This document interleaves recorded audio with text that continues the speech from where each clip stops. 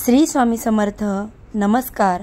मी शर्मिला माझ्या सगळ्या गोड फॉलोअर्सचं अगदी मनापासून स्वागत करते आणि आजचा दिवस तुम्हाला खूप सुखाचा, आनंदाचा, समाधानाचा आणि स्वामीमय जाओ.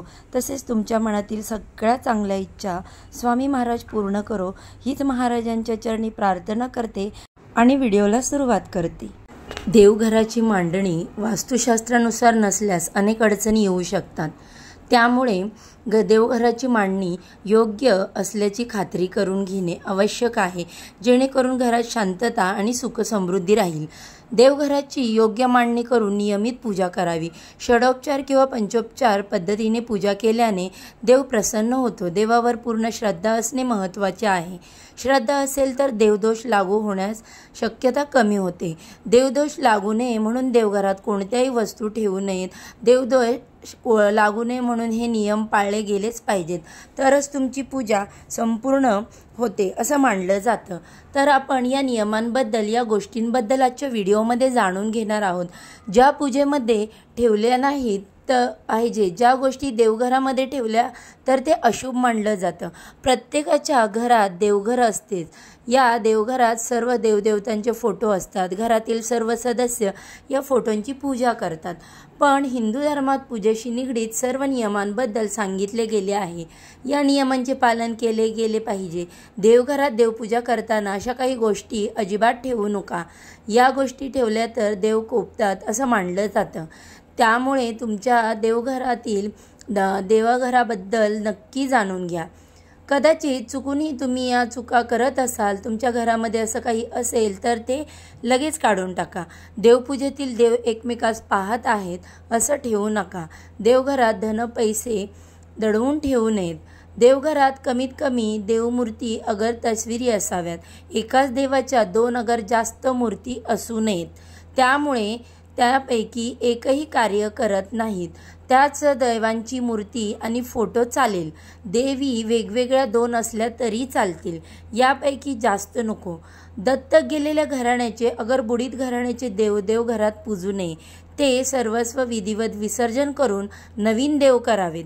सोन्याचे देव असतील तरी ते मोडीत टाकून नवीन देव करावेत. नाहीतर पूजा जी आहे ती सफल होत नाही आणि जे पूजा करतात त्यांची वंशपुढी होते. अनेक संकटांनी त्रास होईल. देवघरात भगवान शंकराची मूर्ती अगर पूजा जो आहे त्याचं फोटोची पूजा करायची नाही. घराचे वातावरण स्मशानवात होईल, कारण भगवान शंकरांचे सगुण रूप स्मशानात व तांडव नृत्य स्वरूपात मांडले जाते. संसारी माणसाने मारुतीची देवघरात पूजा करू नये. कुटुंबाचा वंश खंडित होण्याची शक्यता असते. घरामध्ये 6 फुटाच्या वर दक्षिणामुखी मारुतीचा फोटो लावता येईल. देवघरात शनीची पूजा करू नये. सर्व जीवन संकटमय व अति उदास होऊन राहते. देवघरामध्ये मुंजा पूजू नये. बाकीचे देव काम करत नाहीत. शिवाय त्या मुंजास बंधनात अडकवल्यामुळे पूजा करूनही त्याचे फक्त आपल्याला शापच मिळतात. देवघरामध्ये गायत्री मातेची पूजा करू नये, कारण गायत्री मातेचे स्वरूप पराकोटीचे पवित्र आहे. शिवाशिव पाळणे अति कडक असते. विटाळ स्त्रीची छाया देखील यावर पडलेली चालत नाही. तसेच बघा, देवघरात काळभैरवाची पूजा देखील निषिद्ध मांडली आहे, जो यम असून अतिव्रग्र व कडक स्वरूपाचा आहे. देवघरामध्ये म्हसोबा पूजू नये. त्यामुळे कुलदेवीची कृपाछत्र कुटुंबावर राहत नाही. कुटुंब नित्य अनेक संकटांनी पीडित राहते. तसेच देवघरामध्ये पिराजी अगर पिराच्या चिन्हांची पूजा करू नये. इतर हिंदू देवदेवतांची कृपा लाभत नाही. गुरु व शिष्य यांची एकाच वेळी पूजा करू नये. प्रथम गुरूंची पूजा करावी, नंतर शिष्यांची पूजा करावी. देवांच्या मूर्ती शोकेशमध्ये किंवा कपाटामध्ये ठेवू नयेत. ते देव त्या कुटुंबांची शोभा करतात. देवघरातील मूर्तीच्या ज्या पूजेच्या मूर्ती आहेत त्या 3 इंचांपेक्षा कमी असाव्यात. जास्त उंचीच्या मूर्ती विसर्जन कराव्यात. देवघरातील देवांना माशी लागलेली असते तर असं असू नये. देव भग्न झालेले असतील, छिद्र पडलेले असतील तर किंवा त्याला चिरा गेलेले असतील, विद्रूप झालेले असतील तर ते पाण्यात टाकल्यात त्याच्यातून बुडबुडे येणारे नसावेत. ताबडतोब असे देव विसर्जन करून मूर्ती स्थापन कराव्यात. बक्षीस मिळालेले सापडलेले देव घरामध्ये पूजू नये. त्यांची पूजा केली असता त्यांनी जे देव दिलेले आहेत त्यांना त्याचं फळ मिळतं. त्याच लोकांना त्याचे फळ मिळते, त्यामुळे आपली पूजा व्यर्थ ठरते. म्हणून बक्षीस दिलेले देव अथवा आहेर म्हणून आलेले देवांच्या मूर्त्या आपल्या घरामध्ये पूजायच्या नाहीत. आसरा देखील देवघरामध्ये पूजू नये. आसरांचे शुक्रवारी विधिवत विसर्जन प्रवाहात करावे. देवपूजा करताना पूजा करणाऱ्याचे तोंड पूर्वेला किंवा पश्चिमेला असावे किंवा देवांचे तोंड पूर्वेला किंवा पश्चिमेला असावे. दक्षिण, उत्तर किंवा ही दिशा नसावी. देवघर नेहमी ईशान्य कोपऱ्यात असावे. ईशान्य दिशा ही हलकी समजली जाते. देवघर हे नेहमी लाकडाचे सागवानी असावे. ते संगमरवरी नसावे, कारण ईशान्य दिशा ही हलकी तत्वाची दिशा असल्यामुळे संगमरवरी जर देवघर असेल तर पुन्हा तेथे जडतत्व उत्पन्न होते आणि गोष्टी विरुद्ध दिशेने घडण्यास सुरुवात होते. त्यामुळे शक्यतो लाकडी सागवानी देवघर असावे. देवघरात दिवंगत आई वडील किंवा अनेक जे काही असतील तुमचे पित्र त्यांचे फोटो लावू नयेत. देवावर श्रद्धा असेल तरच देवपूजा करावी. उगीच लोक काय म्हणतील म्हणून देव ठेवू नयेत. श्रद्धा असेलच तर रोज स्वहस्ते पूजा करावी किंवा करून घ्यावी. मनोभावे नतमस्तक होऊन देवाला रोज नमस्कार करावा. घरातील मंदिरात शिवलिंग ठेवू नका. देवघरात लोक शिवलिंग ठेवतात.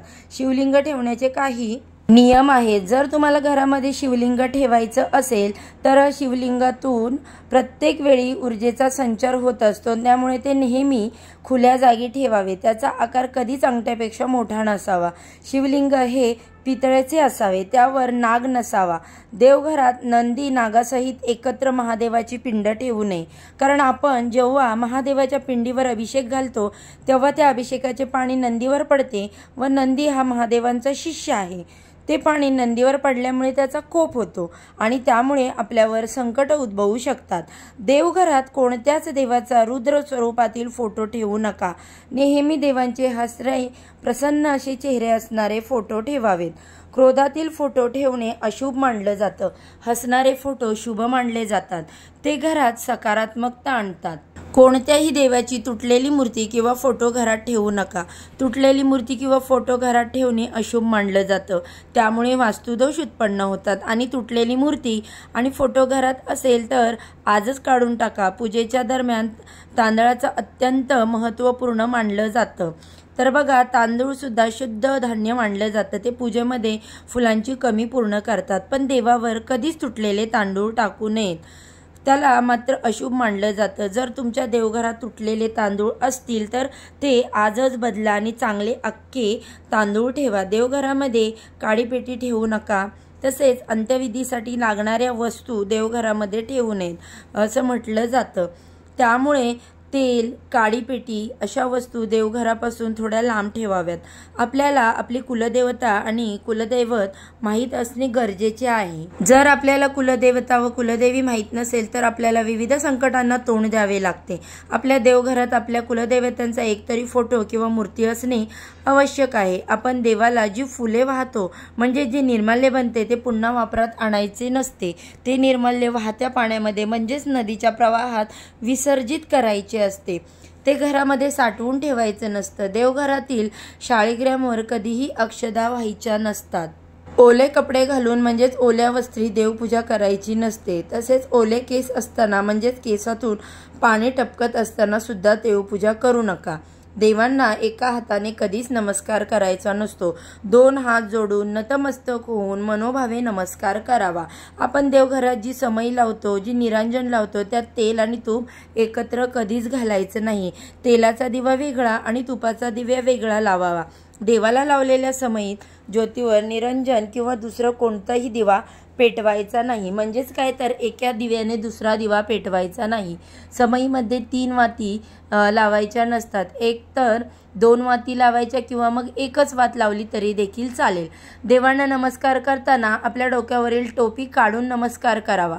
देवापुढे नतमस्तक व्हायचे असते म्हणून त्यांना शरण गेलेलं असतो. आपण आपल्या देवघरात किंवा मंदिरात जी स्तोत्र किंवा मंत्र म्हणतो तर ते मोठ्या आवाजात म्हणायची, परंतु जप करताना देवाचे नामस्मरण करत असतो म्हणून त्यावेळी ते मंत्र शांततेने म्हटले तर कधीही चांगले असते. देवांना आपण जेव्हा गंध लावतो तेव्हा ते गंध करंगळी शेजारील बोटाने लावायचे आणि आपण जेव्हा पितरांना म्हणजेच पूर्वजांना गंध लावतो तेव्हा अंगठ्या शेजारील म्हणजेच तर्जनी या बोटाने लावायचे असतात. स्वतःला गंध लावताना मधल्या बोटाने लावावा आणि इतरांना गंध लावताना अंगठ्याने लावावा. नैवेद्याच्या पानात किंवा ताटात मीठ वाढू नये. त्याचप्रमाणे कांदा, लसूण, लिंबू हे देखील वाढू नये, कारण हे सर्व पदार्थ तामसी आहेत. तामसी पदार्थ देवांना चालत नाहीत. मारुती हा ब्रह्मचारी आहे, त्यामुळे त्यांची मूर्ती देवघरात ठेवायची नसते. त्यांची मूर्ती जर देवघरात ठेवली असेल तर घरातील 3ऱ्या पिढीचा वंश खंडित होण्याची शक्यता असते. म्हणून मारुतीची मूर्ती देवघरात ठेवू नये. अशा प्रकारे देवघरात पाळायचे महत्त्वाचे नियम आपल्या देवघराच्या बाबतीत पाळायचे आहेत. असे नियम पाळल्याने आपल्या देवघरात प्रसन्न वाटते आणि आपल्या घरात देखील शांतता राहते. घरातील लोक नेहमी आनंदित राहतात. घरात नेहमी देवांचा आशीर्वाद असतो. घरामध्ये देवांचा वास असतो.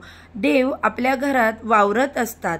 तर बघा, हा महत्त्वपूर्ण व्हिडिओ तुम्हाला कसा वाटला? व्हिडिओची माहिती उपयुक्त वाटली असेल तरच व्हिडिओला लाईक करा आणि माझ्या चॅनेलवरती पहिल्यांदा आला असाल तर चॅनेलला सबस्क्राईब करा. तसेच मला जर तुम्हाला हा व्हिडिओ आवडला असेल तर कमेंटमध्ये नक्की सांगा.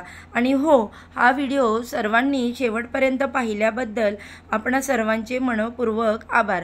चला तर मग आजच्या व्हिडिओचा इथेच एंड करते. सर्वांना श्री स्वामी समर्थ.